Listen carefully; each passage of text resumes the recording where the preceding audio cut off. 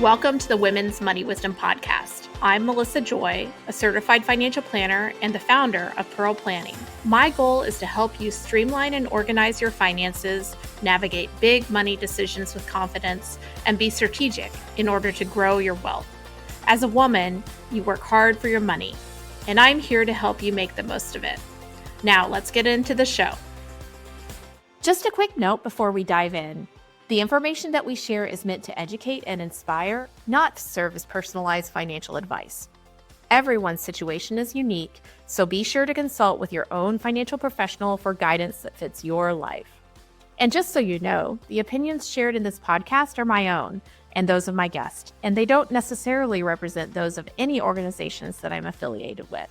For more important disclosures, please go to our webpage at pearlplan.com. Now, let's get started. Welcome back to the Women's Money Wisdom Podcast. We've got a special episode today. I don't know that you guys know this because it just snuck up on me, but it is the 5th anniversary this month, this week, of the launch of the podcast. Also, I turned 50 years old yesterday as of the publication of this podcast. So I'm going to call this a birthday episode. I think it's a gift to all of us. I have a rock star guest, Morgan Wider. She is a coach and expert on executive presence. She's the founder of Wider Style, and she transforms how leaders show up at work. Morgan is also the author of The Worthy Wardrobe, Your Guide to Style, Shopping, and Soul. And I think you're going to be blown away by this episode. Morgan, welcome to the podcast. Thank you, and happy birthday and happy anniversary, Melissa. I'm so honored. I know. What's some great milestones. Thank you for having me. Lots of fives in there. And I thought about that. Yeah. When we talked about doing an episode and I wanted to save something special for this particular week, I just felt like what we're going to talk about today is about so much more than fashion and style. It's about your identity. It's about your space in the world. It's about who you want to be and how you can feel comfortable in your own skin. And I don't know, that really matters to me. It's made a difference for me as I've embraced my authentic self.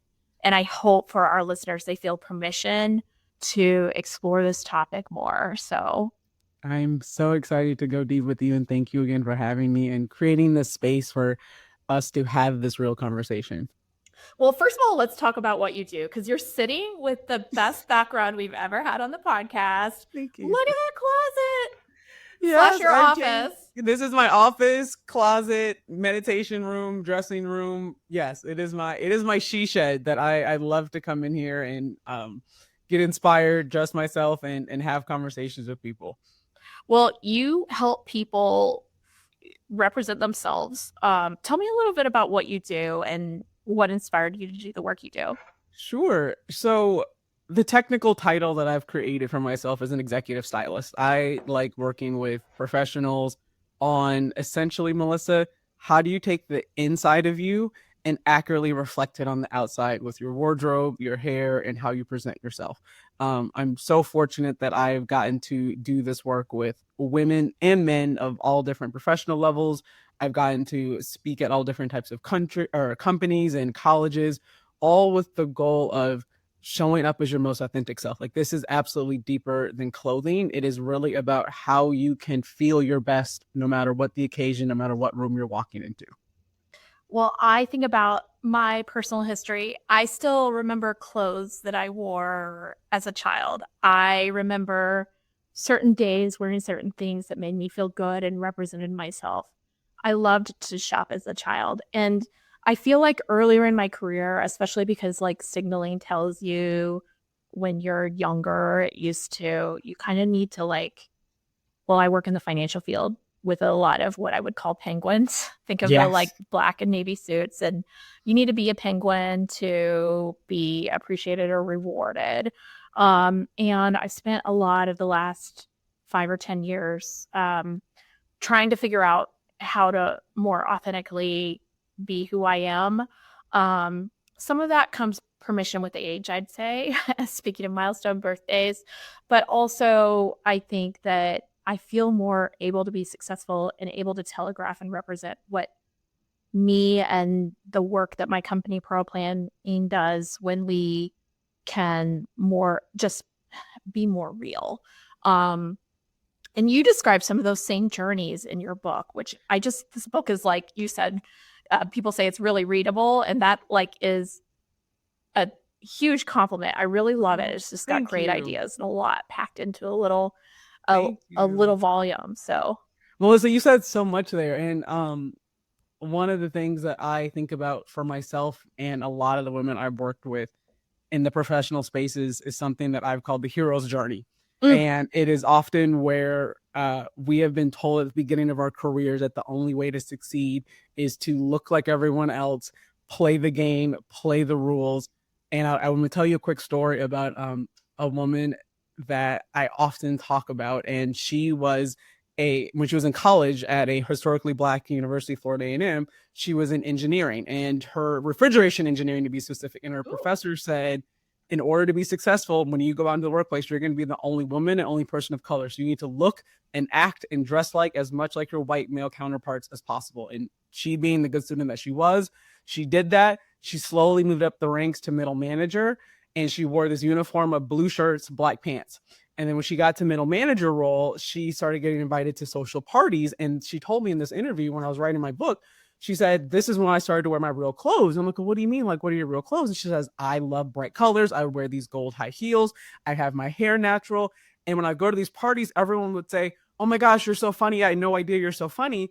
And it clicked for her that when she was wearing that uniform of playing small, she wasn't being herself. And they actually liked her more when she was her most authentic self in the clothes that she loved. And actually, she said that after a few months of doing these social events, her newfound mentor told her, an old white guy, when she was getting up for her performance review, come as yourself. We now know who you really are, and we can take you as you really are, because before we thought you were hiding and lying to us.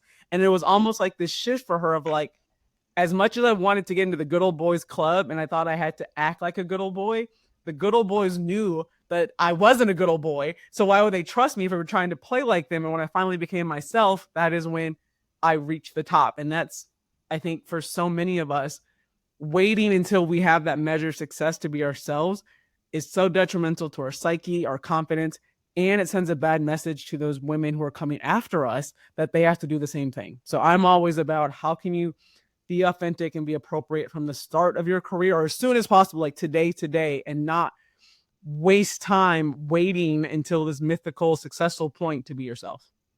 oh, that's so interesting because I think about her. What if she did kind of get the invitation into the room without her true self being represented? How restricting and uncomfortable would that be for her day in, day out? Yeah, absolutely. And so many, a lot of women leave those environments like finance and engineering because they feel like they can't be themselves. And even in your case of being like the penguin doesn't help you stand out and build your business. Like, it's actually like, if you look like everyone else, no one is going to notice you. So it is this ironic lie that we've been told of success comes from blending in and playing small. But as a business owner and as a professional, your goal is to get noticed. It is to build a brand that stands out from everybody else. How can you do that if you're not being yourself in how you dress and show up?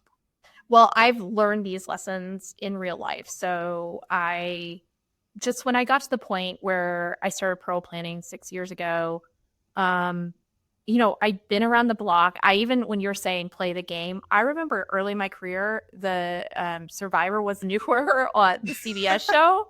And I was like, kind of the business, your career is kind of like a game of Survivor. You've got to be tactical. You've got to be like, really competitive. And, that's a tough place to be where you feel like work is a competition versus some place where you can be rewarded for your contribution.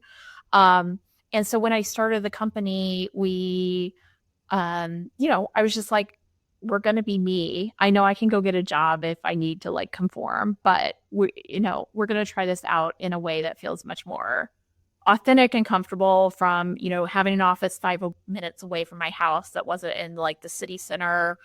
If you look at our website, we're an all female team and people often are like, oh, well, it's so great that you're working with only women clients. It's like, what part of being female employees means that we are excluding men from being clientele. We love the men that we work with.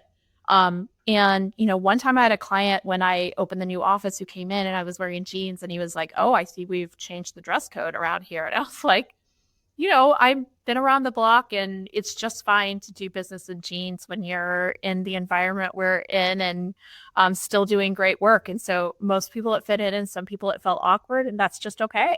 That is. And you wearing jeans and maybe meeting your client where you are. I remember I was speaking to a college group, a group of college students, and one felt the need to say, well, maybe, I'm going into finance. I feel like I need to like cover my tattoos. And I'm like, that's a choice that you can make. But you being a tattooed financial planner might help you have a niche in a business and attract people who may have a lot of tattoos who thought that financial planning wasn't for them. And so like the idea of using your wardrobe, like in your case, Melissa, we've talked about how you wear bright pink, right? In your headshot, like, and owning who you are helps you attract the people that may never have found you because you were blending in with the penguins. Well, and I always tell people you need to be comfortable with your financial planner. You don't always have to have a good hair day to work with them. Like you need to come to them with your problems. And if you Yeah. feel like they're not real or being real with you, how do you get real with them when the reality is something that might be a little messy? Vulnerability and authenticity. I love that. Oh, yes, such a big deal. And it works in exchange. You can't just expect people to be vulnerable with you if you're invulnerable, impenetrable, like up on the mountaintop and not relatable, even to yourself. Even to yourself. And I often say your wardrobe choices are bigger than you. The people below you, the people on your team, your daughters, your sons, they are paying attention to how you dress, how you show up for yourself, how you communicate, I would say, your worth to the world and the choices that you are getting dressed and the choices that you make when you step into the closet. Well, if our listeners are still here and enthusiastic so far, but they feel like they may need some work to do to be a little more authentic, I mean, this is what you do. This is why people come to you. Where do we start? Like, I mean, tell me more about how you uncover someone's true self and incorporate that into their style. I am so fortunate that people trust me with this process because it can get a little, it's intimate. One of my core values is intimacy. Like I love, back to that vulnerability and authenticity part, it is a chance for us to really have honest conversations about their life, their body type, their style profiles, all of those things. And by style profile, I mean that I have created a quiz that helps folks gauge what's authentic for who they are. Like when they're at their best, how do they want to show up in the world? And then what does their audience need from them? Because it's one thing to be so true to you that you're not meeting what your audience needs. And by audience, it could be your clients, it could be your team, if you're a business, all of those things. And then we talk about, okay, like in the case of Melissa is a classic. Her style profile is a 2. And her clients probably, they want to feel safe and secure and have a fundamental trust aspect of, I'm giving you a lot of money to manage. How can we communicate that in her wardrobe in a way that signifies that this is the person to come to for those things? So once we get clear on your style and what do you want to be known for, your body type, and maybe challenges that are happening, and it could be post baby, post divorce, perimenopause. I've worked with men who are post divorce and going back out on the dating apps, like all of those things, like all the things that can impact your life. And then how do we create a closet and an image that you feel good in for the person you are right now, not who you were 5 years ago, 20 pounds ago, a job ago, or the job you want to have, but right now, like how can we really lean into who you are? Wow, there's so much packed in that. First of all, you need to be cognizant of who you are and how you're changing, which I think is I mean, there's so much vulnerability there. There's so much Totally. honesty that you need with yourself. There's so much, detachment you need from the shoulds of everybody else expects me to be this size. All my friends are on Ozempic. What do I do about, going into this? What do I wear to this event to feel myself? So many different things to think about. Yes, the shooting is the thing that gets so many of us caught up. It's actually why in my sessions I don't want to sound like a dictator per se, but I really don't let anyone else in my client's life join us in our sessions, because some people can have a vested interest in you not changing and you not, Huh. right? Like, and so if it could be your spouse or your partner or your sister or your mother, even your daughter. Like I've had sometimes, like I have to tell when I'm in a closet, like, hey, like your teenage daughter, she may want you to get rid of those clothes for her own selfish reasons, right? Like, how to think about these things. But this is really a personal journey, and we can't dress for everyone else. Like, and I know I talked about what's authentic and appropriate for the audience, but it's also balancing what's authentic and excitable for you. And so when you have all of these other voices in your head and people who may not want you to change, they may not want you to invest in yourself, that can be very, very limiting. So again, it's your job to filter out the noise, and I just get to be a guide to help you find the things that make you feel good about yourself. Wow, that is so powerful. I think about um, other examples, like it's not just how you present yourself in career, but do you feel comfortable being who you are or who you want, how you want to present yourself? Like, is there a uniform in town where you can't go over or under, level of pulled together and things like that when it's nights and weekends and stuff like that? One of my best friends tells me this: ABC, always be closing. If you are a professional, if you are a business owner, you never know when your next opportunity could come from, right? And so I'm not saying that everyone needs to be fully dressed up in high heels and full glam at the grocery store, but I remember when I was single, living in San Francisco, and San Francisco is inherently casual, right? And in my job, I was working at headquarters of the Gap, so I pretty much, and I wasn't confident in who I was, so I would pretty much wear baggy jeans and a white t-shirt every day. And I was going out with one of my girlfriends, and I was like, oh, I'll just wear like my normal uniform. She says, you never know when you might meet your destiny. And that changed how I viewed getting dressed, because you never know what could happen when you walk off the door. And yes, clothes are to help signify other people to come and talk to you and attract you, but it also signifies how I felt about myself. And the better I felt, the more confidence I radiated, and the better things that I attract. Well, I think this all goes, I feel like we're at a moment in time, maybe it's just generationally for Gen X and millennial women who are many of our listeners, where I want you, whether it's your work on financial planning, your work on your sense of style, your sense of, which is inherently your sense of self, Mhm. at least for many of us, if you just say, I don't care about that, it doesn't matter. Hey, I'm here for you, and that's great. And that's a representation of yourself as well. But I feel like in a day and age where things feel uncertain, things feel challenging, you may feel threatened based on your essence of identity, or just all those shoulds of you should be here by now. This is where you should, Mm. what your career should look like. Why doesn't your family look like this or that?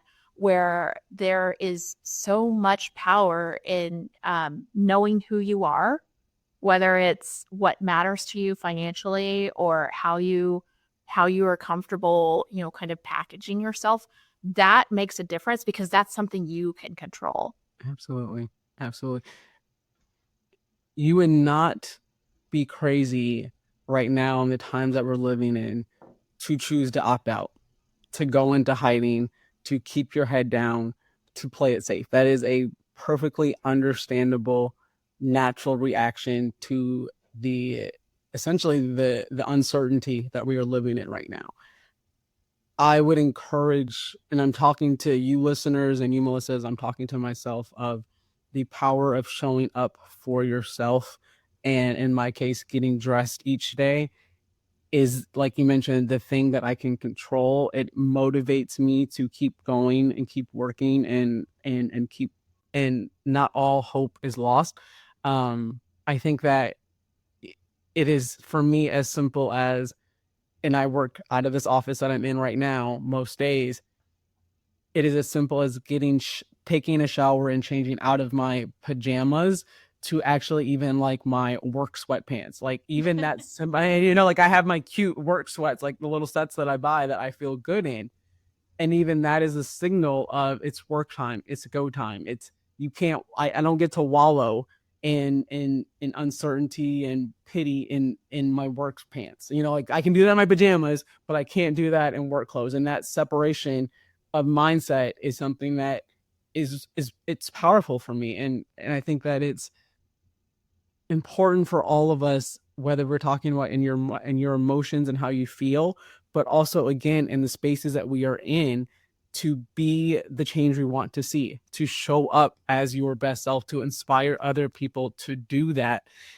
In the case of all of the different initiatives that we used to have in place that encourage diversity and inclusion and standing out, and if those fundamental structures go away, you being your authentic self is still part of changing the tide and changing the narrative. Yes. I mean, representing yourself in any room that you walk in, this will be out in the world, both on audio and YouTube. Like that is, to me, it's honoring our forebears who, for us women who really spoke out and asked for more, asked for a different, asked for a different pathway. So yeah. Totally. When I was writing my book, I interviewed over 70 women, and one woman who I interviewed, I met previously when I did some work with Mercedes-Benz. And she was telling me that in the car industry, this was when she first started out. She was telling me that all of us women wore, she said we'd go get to Brooks Brothers and get the little, like sometimes the boy version of the men's suits. Yeah, the tailored. Yep. The tailored suits, right? And I said to her, I'll never forget this. Terry, I was like, well, what did the women in leadership wear? Like, why were you always wearing men's suits? And she said, Morgan, there were no women in leadership. And this is a woman who is maybe 20 years my senior, maybe.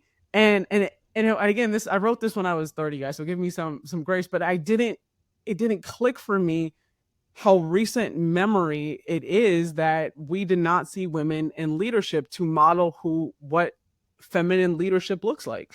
And so now Terry is a total powerhouse in the business, and she wears beautiful clothes, and it's rooted in the fact that she had to be the change that she didn't get to see when she started off in her career. Well, if we have time for a brief anecdote, I can remember in the early 2000s, I was much younger, but I had really great connections with some powerhouse trailblazers, female financial advisors. We would attend a conference every year, and I looked back and said, there's never been a female keynote in this conference I've attended. I've been there more than 10 years. And Morgan, you're one of those people nowadays, right? That you're getting up and speaking at those types of events. But I got together with other people who cared about this, and two of us approached the executive who kind of organized the conference. And he said, well, we've tried, there just aren't any. And when we really laid down the challenge of no, seriously, that can't be the case. It took that ask, and that wasn't DEI. That was just common sense and personal appeal. Right. And so, I do think that power to ask for more, to take up space in the room. And that's just, that is your personal privilege for the power and what you've earned for our rock star listeners. Yes, it is what you've earned, but it's, I would argue, what you inherently earn. It's not, or what you're worthy of. I think earning is equated to you have to work for it and pay your dues and do all of those things. And I think we've been conditioned to think that. But I would argue, and that's where the title of the book came of The Worthy Wardrobe, is you're already worthy to show up as yourself. There's nothing wrong with you, whatever size you are, whatever race you are, whatever mistakes you've made, you are worthy to show up in any room and feel good about yourself. I love that. And I do think that message has so much power, that sense of worth. Also, when you walk in and are comfortable and are not demanding, you're just, you're giving and getting worth. Mm-hmm. If that makes sense. Absolutely. The payback is unexpected and appropriate. Amen. You do not get dinged when you do this the right way. Love that. You're right. Well, I I hope in addition to this conversation about authenticity and worth, we could talk a little bit about your chapter 12 in the book called Intentional Investing. And, for many people, when you talk about investing, you're like, yeah, dollars and cents into stocks and bonds. Not in my world. Not in my But in your world, and I would agree, there are investments when it comes to style and fashion. And there's certain things that we've had another episode kind of on sustainable fashion, which I'll make sure to include in show notes with Marcy Green. But let's talk about, kind of your style guide for what it's worth to spend money on and where you could save it. Yes. So my background was in corporate retail, and I worked with a lot of the mainstream brands. I'm fortunate to get to work with the companies like the Gap and Banana Republic. So I was not in the Devil Wear Prada world, and I say that because I want this to be relatable to everyone. Like, we all don't have unlimited budgets when we're shopping and building a wardrobe. So I want people to think about what are the areas that I call splurging, which doesn't mean they have to be designer or, break the bank, but that's where you really invest intentionally. And then the save things were the things that, like, I wouldn't spend a lot of money on. And those I can go by a couple of categories if we like to. Sure. Sure. Okay. It's in your hands. So you give us in my hands. The 5-minute kickstart to the longer chapter. I would say that when you're thinking about intentional investing, I want you to overall think about the things that are going to get the most use, the workhorses of your wardrobe. So, for example, I tell people invest in quality blazers, and it doesn't mean black boring blazers. It can be a really well made, if you're watching this in video, an orange blazer or a pink suit I have back there, or cobalt blue.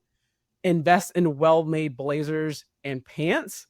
Save on blouses, skirts, and most dresses, because those skirts you're not going to wear as often as a great pair of pants. Pants and blazers take more make. Like, you need someone to know what they're doing when they're making a good pair of pants or a well-made blazer. I love pleated skirts. The fabric isn't as good of a quality as it needs to be in a good pair of pants. Usually the fit isn't as important because it's just a triangle shape, right? Like, so they're the things I think about. When you're thinking about investing, think about the workhorses that you love and that you're going to wear multiple times, and then not spend a ton. And by not spend a ton, I really mean, like, I was with a client last week, and here in Atlanta, there's one of my favorite areas has a TJ Maxx, a Nordstrom Rack, a Bloomingdale's outlet, and a Saks outlet. And we did she's a global executive HR. And we did most of her wardrobe rebuilding out of those stores. And we spent money on some beautiful tweed blazers. We did not spend a lot of money on the Calvin Klein dresses that you can get at Marshall's and TJ Maxx for like $24.99.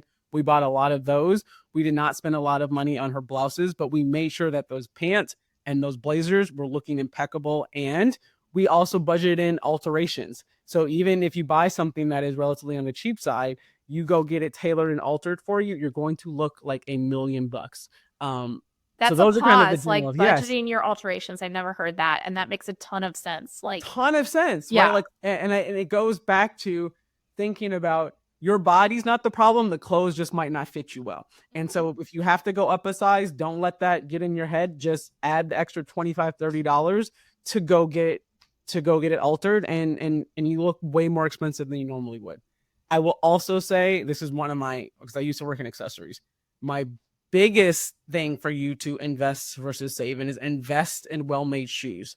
There's nothing wrong with spending $400, $500 on a pair of pumps. Like, if it's a Jimmy Choo pump that I would, like, for me, my bases are nude and leopard. I wouldn't invest in a black pump, but if you wear a lot of black, go ahead. Invest in shoes that are comfortable on your feet.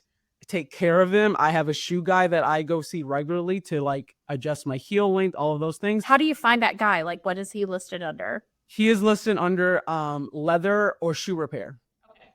Okay. My guy's actually, his title of his store is Classic Leather and Shoe Repair. So, like, that is but he is. I've actually had him on a guest of some of my classwork because I tell women he can cut my heels down if they're too high. He stretches the front of my pumps out. He can do a lot of things with the well-made shoe. So invest in quality shoes. Do not spend a lot of money on sunglasses. That is the biggest markup, biggest scam in the entire retail Oh, industry. okay. If you love designer glasses, if that is the thing that you want to Hang your show hat off a on. little Yeah. on, I would encourage you to never pay full price. Go to the outlets, get your designer frames from there, because I'll tell you the story. When I was working at Old Navy, we went into we wanted to go into the sunglass business because they had a high markup. All the vendors from across the world came into our office and they were just throwing me all these different designer sunglasses. I won't say any names. And they make in the same factory, the high-end sunglasses and the Old Navy sunglasses are made with the exact same material. The thing that usually is only different is the nameplate and maybe the shape of the frame.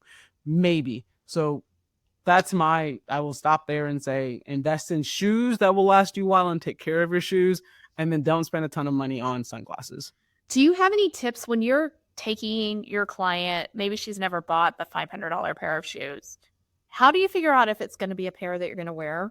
Like, are there certain tests? What are we doing to know that the 2 minutes of try on that it's really going to be comfortable? It takes longer than do not rush yourself when you're shopping for shoes. Do it at the end of the day. Do not just walk on the carpet in Saks or Nordstrom. Get on the hard floor. If a shoe is too big, that cannot be fixed. But if a shoe is a little tight, that can be stretched. So that's something like a shoe guy cannot make a too big shoe smaller, but he can make a smaller shoe mold to your foot. My shoe guy will also tell me, and this is after you bought them, but do not wear a new pair of shoes without breaking them in 30 minutes a day for a week. And you don't have to be walking around, but you just have to have them on your foot when you're at your desk, even on the couch. But the leather of a well-made pair of shoes will start molding to your feet so that when you do wear them out, and I have not listened to Ryan a few times and I've paid the price for it because heels do not come naturally to me. So I have to that's why Ryan and I are so close, because he's made so many of my high heels comfortable. Break your shoes in. I've kind of given up on high heels, but could the shoe guy? I have a pair of boots that I have the same pair in a different material, and they're fine. But the ones I got, they're like tight around the ankle, and they're boots. Could he stretch someone like him stretch them out? Yes. Yep. It's always worth a try. It's always worth a try. And one thing, when you asked about to decide what shoes to buy, this is why when I work with clients, before I even take you shopping, I want to see what's in your closet. So we do a virtual session, or I come to your home. We start with your shoes and I want you to build your outfits from the shoe up, because it's going to be a factor in what's comfortable for you, what else is in your closet. So again, a lot of my closet, as you can see, is a lot of color. I'm not going to wear a black shoe with that. I'm going to wear nude. I might wear leopard. I might wear snakeskin. So thinking about what your needs are in your wardrobe and then build really some great shoes can help make everything else easier. What other accessories can elevate and are worth spending money on? I would say a good watch. I am not a fan of the technical gadget watches for a couple of reasons. I think a quality watch, I have one on that I pair a lot of, that's my thing. Mm-hmm. A quality watch, jewelry and accessories. It doesn't have to be spending a lot on those things, but it's an easy way to show that you are trending. Like, so I have a pair here, this is from Amazon. These molded sculptural jewelry. It's so trending right now. Don't spend a lot of money on it, because next year we'll probably be talking about something different. And it's very cool to play in these exaggerated shapes with whatever else you're wearing. It's like the necklace you have on, Melissa, looks great. And you may not want to spend a lot of money on that, because next year you may want to do a longer chain, right? But jewelry is an easy way to stand out. And I always know, for me, rings and necklaces are my thing. I don't wear as many earrings. I've got the headphones on that are also what I often have it in my Zoom meetings, and they're just not my thing. Neither are bracelets. So I know what I like, and I might buy a pair of earrings here or there, but I know I'm not consistently. But you're not going to spend a lot on them. Versus me, I will spend a ton on a quality gold pair of hoops, because that's my thing. Necklaces aren't necessarily my thing, but earrings are my thing. And this was a splurge for me on a trip to London, because I knew, I will wear this 100 times in a year, right? There you go. There you go. What about handbags? What do we think about them? Especially in this climate where everyone's talking about the knockoffs and the fakes and all of those things. Oh yeah, the Instagrams of that. Yep.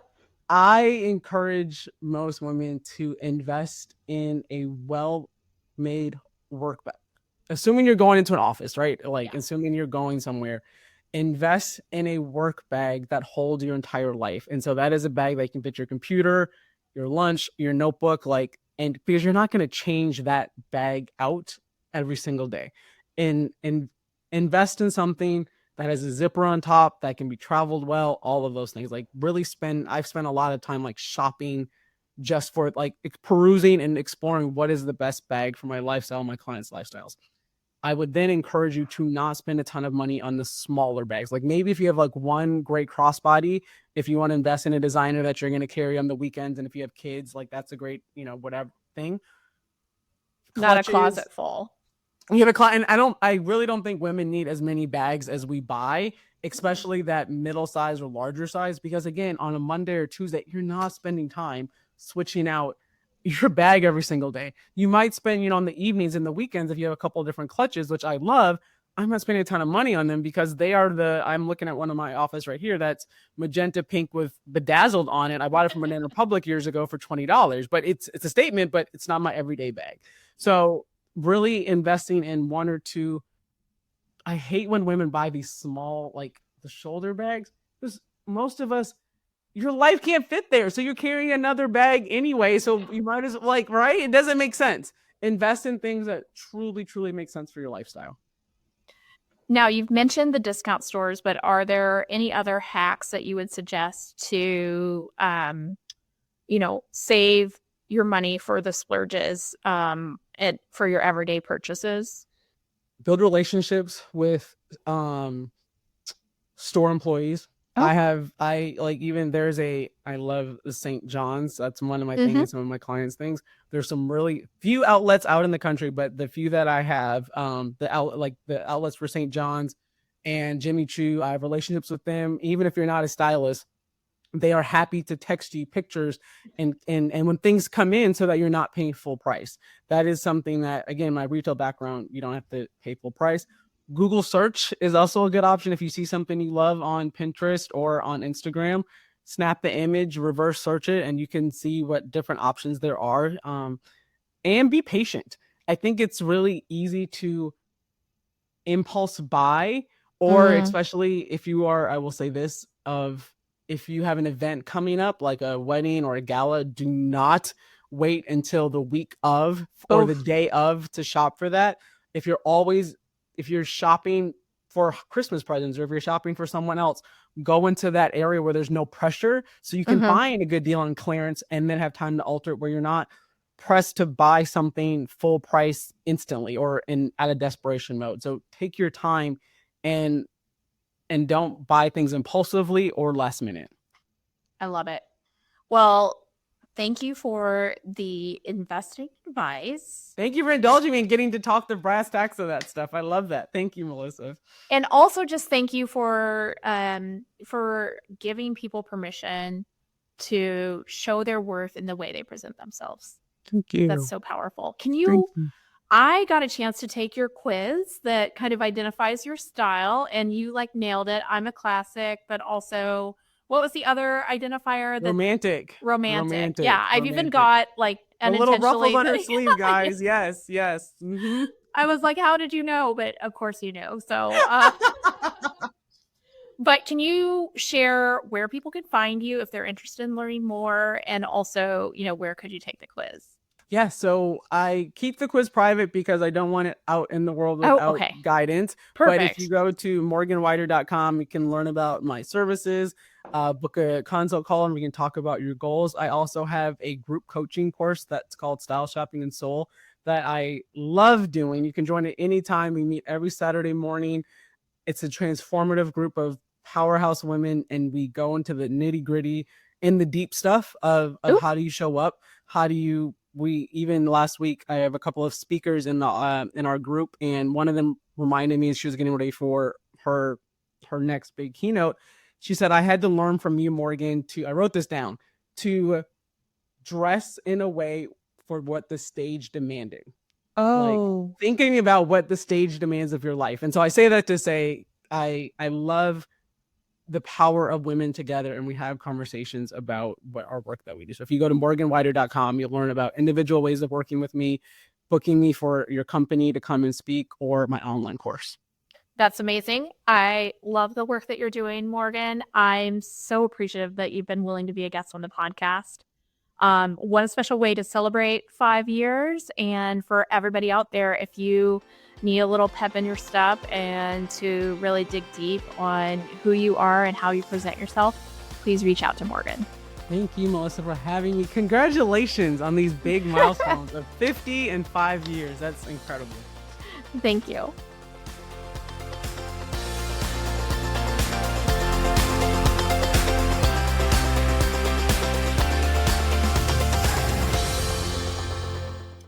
Thank you for listening to the Women's Money Wisdom Podcast. If you found value in this episode, the best way you can support the podcast is to forward an episode to a friend or leave a review. Go to pearlplan.com and the podcast link to get all the resources and links mentioned.